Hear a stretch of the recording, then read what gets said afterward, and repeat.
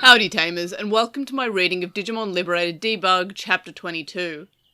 Similar to the previous readings, I'm not a professional voice actor, so the voices change episode to episode. I'm just doing the best that I can. I recommend still heading over to the official release on DigimonCard.com if this is your primary way of consuming the Liberator web novel. This is because Bandai still will get the site visits, so they know that people are interested in these web novels.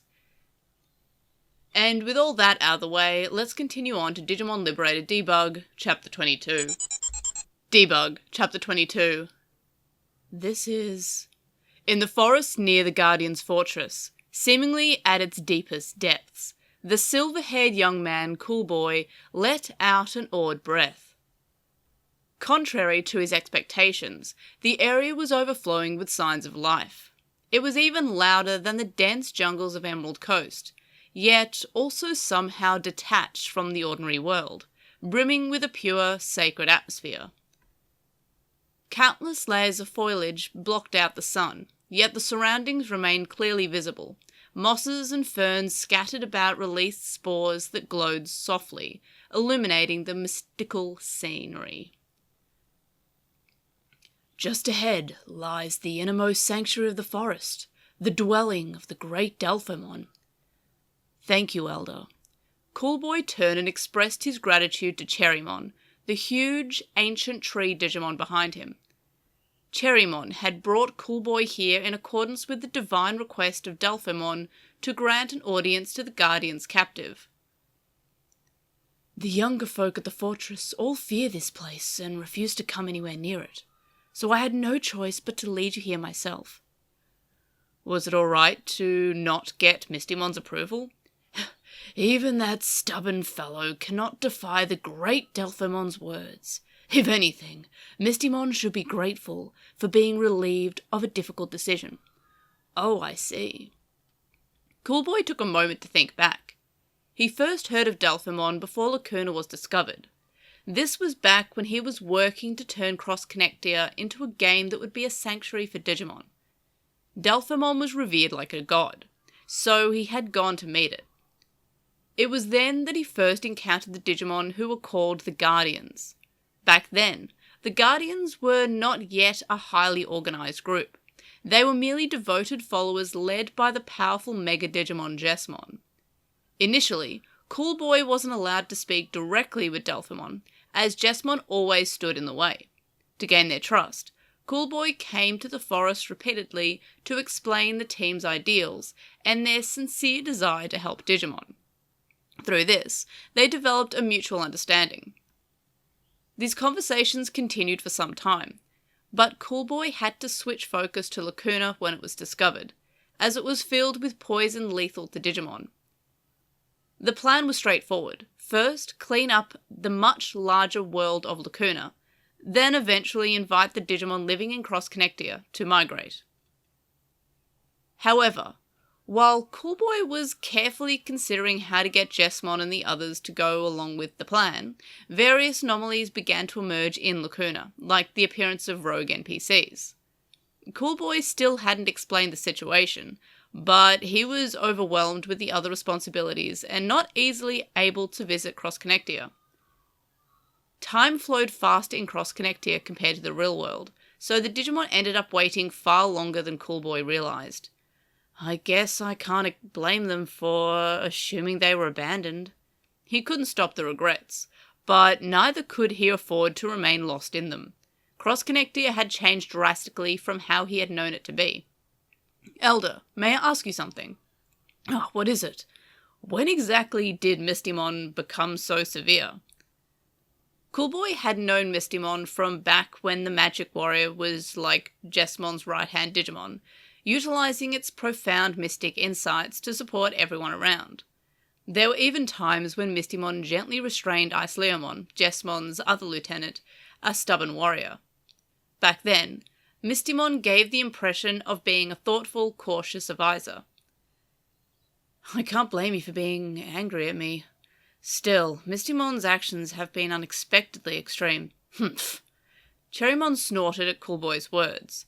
Its eyes within its trunk glowed softly as it looked back into the distant past. Mistymon has always been the type to think constantly. The current direction of things was probably a decision it made at great length. I don't think Mistymon's current methods either, but the Guardians would have fallen apart otherwise. With disasters breaking out everywhere and mysterious enemies appearing from outside, we might have been utterly helpless. You mean Mistymon had deliberately taken on the role of being hated? Oh, Mistymon's not nearly noble enough for that.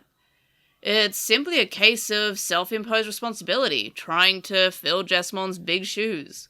Coolboy recalled Jesmon's straightforward gaze and earnest words. He could only imagine the immense pressure Mistymon must feel, stepping into the void left by that holy night. Cherrymon fixed its gaze firmly on Coolboy, and then spoke. Mistymon ought to rely more on others. That's what I think, at least. But whatever I say is dismissed as an old tree's rambling. I don't believe you abandoned this world, Coolboy. I'm sure you humans have your own circumstances. However, I do resent that your actions have forced that stubborn fellow into this difficult situation. Cherrymon, you're a wise one. I'm sure you'll find a way through even this situation.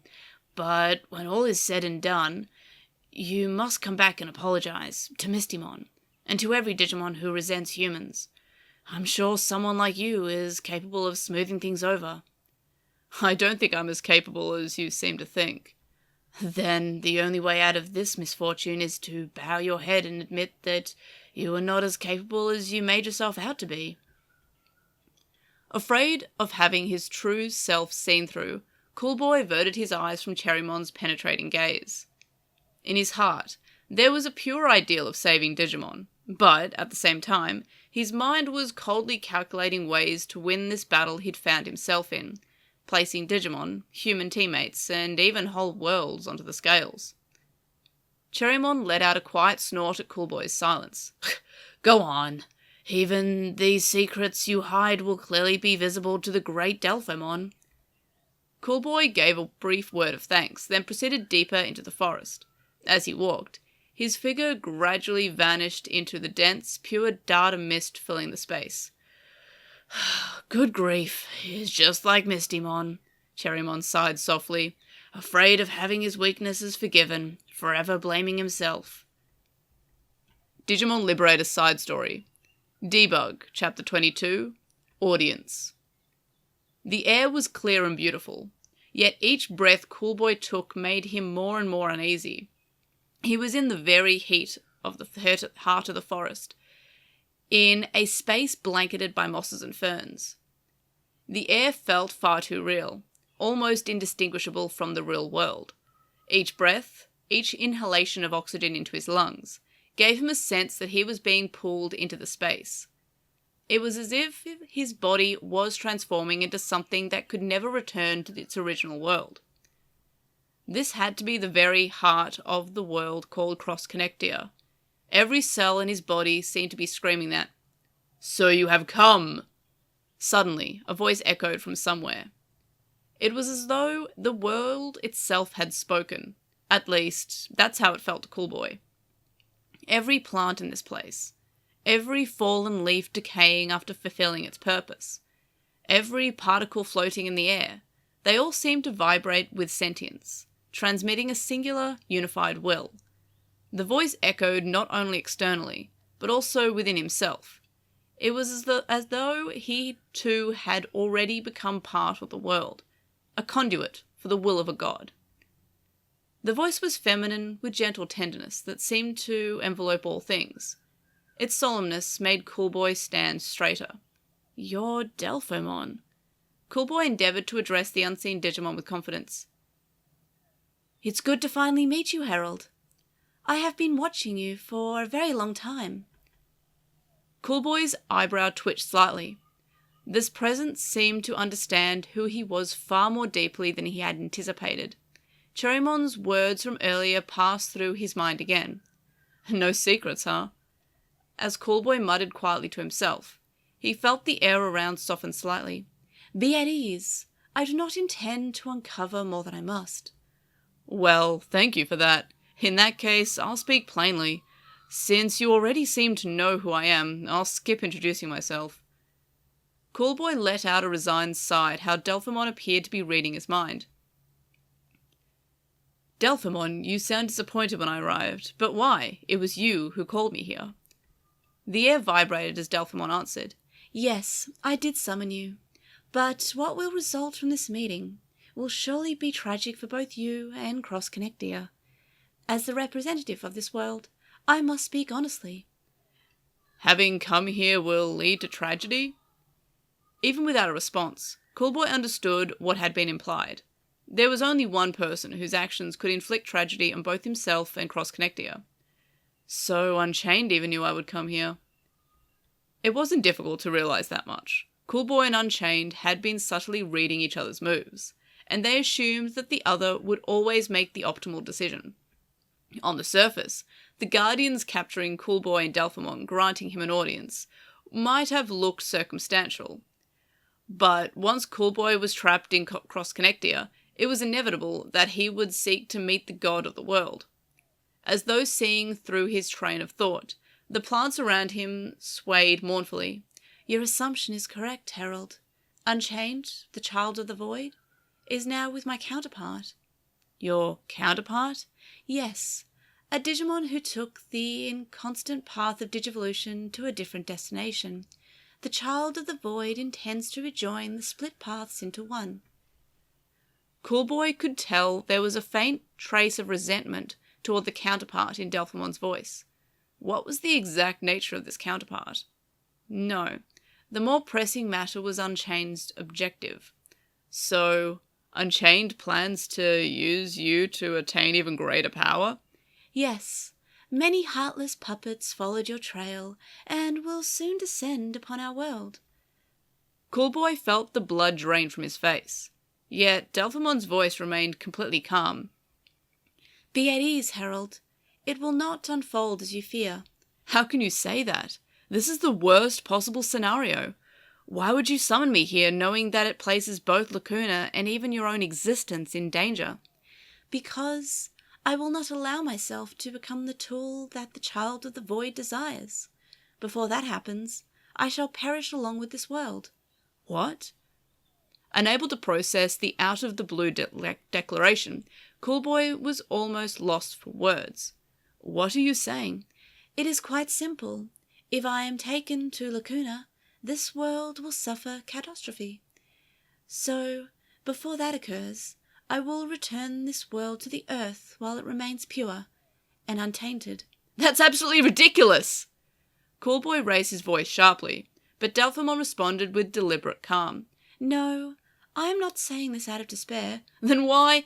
Because this world is nearing the end of its lifespan. Coolboy fell silent. You have heard about it yourself, yes? Aberrations are occurring all over across the world, and not because of any external influence. This world has reached its limit, and now stands on the brink of collapse. Such is the fate of the worlds as small as this. You considered the possibility yourself, did you not, Herald? This is why you chose Lacuna over this world. But I was the first Digimon born into this world, as a being who embodies nature itself. My existence allows the colour of wilderness to flourish strongly here. It is a world where the strong endure and the weak perish, but all meet their end in time. In a voice whose gentleness felt almost cruel, the deity continued. That is why I believe this world itself should gracefully accept its end. We have a right to perish beautifully. I intend to exercise it. No, I can't accept that. Coolboy clenched his fists with all his strength. This world might be small, but countless Digimon live here, each one irreplaceable. So, as long as there's even the slightest possibility of saving them, I can't abandon them. Not a chance. That is admirable, Herald. Delphamon said nothing more, and silence reigned. Then the air suddenly filled with overwhelming tension. Gravity seemed to double or even triple, forcing Coolboy to his knees. However, I do not accept what you are saying either. Like you, I desire to save this world's Digimon. But how do you propose to resolve this situation?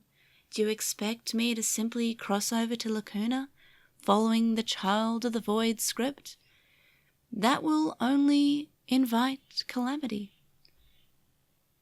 And what about the Digimon here? How will you convince Mistymon? Would you have them simply trust you and travel to Lacuna, a land still filled with poison? And on top of that, under your enemy's control? Well, when Coolboy failed to respond, Delphamon continued, sounding like a strict scolding mother. That will not do, Herald. If you truly mean what you said, you should have offered hope, even if it were false. You should have told me you might fall into the enemy's trap, be corrupted and defiled, and meet a tragic end, but even so, I want you to fight alongside me. Coolboy was stunned into silence. You claim to wish to save the Digimon, but you lack the resolve to share their fate. I can't let you, or any Digimon just living their lives, be dragged into... No, there is no being in the world that is just living its life. Those words struck Coolboy with the crushing force of a hammer, and as he collapsed to the ground groaning, Delphamon continued to speak in that same gentle voice. I cannot entrust you with my beloved children. Delphamon, be at ease. If this world perishes, the schemes of the Child of the Void will fail. Protect your own world. These words were unmistakably a divine decree, an overwhelming will impossible to impose. Coolboy tried desperately to resist, but his body refused to move. Even his throat refused to attempt to speak. But then, the crushing pressure vanished at once. Released from its grip, Coolboy collapsed heavily, gasping for air again and again. Are you all right? Delphamon, have you changed your mind? No, but I have decided that it is still too soon to pass final judgment. What? As Delphamon spoke, the floating particles in front of Coolboy gathered and formed a rectangular screen, upon which an image formed. Coolboy stared at those gathered just outside the Guardian's fortress. Yuki and Itmon, Winner and Funbeamon, Rutaru and Tyrannomon, Zune and Frigimon. The debuggers. Let us wait and see.